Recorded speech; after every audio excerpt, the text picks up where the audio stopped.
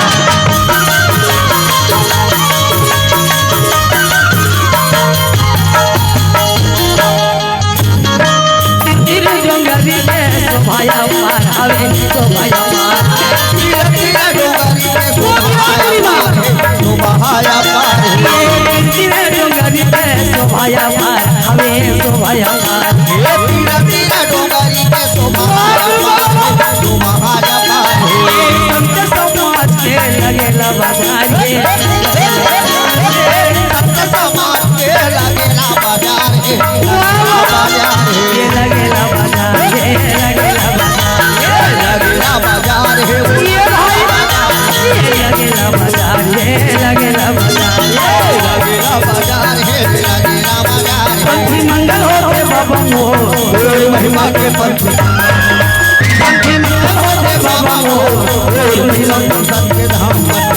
सत्य धाम बन गए सत्य धाम बन गए।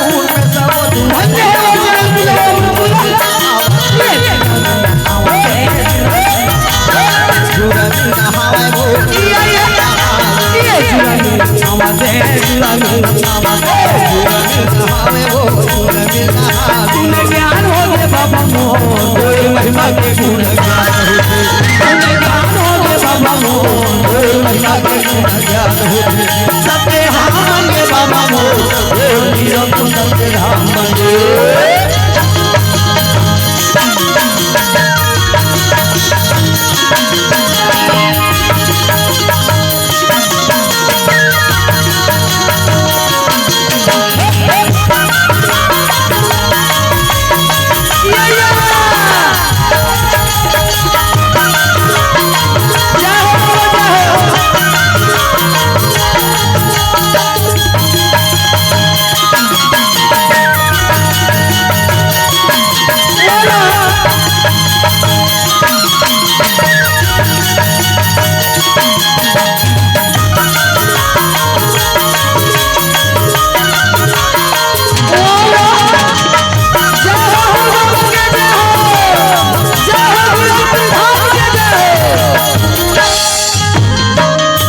लगे हवा मेला लगे समाज के लगे हवा संत समाज के लगे हवा मेला लगे मेला समाज के लगे हवा मेला लगे हवा ये सहारा बाबा माया माया मेला हो माया मेला ये सहारा बाबा माया मेला हो माया मेला हो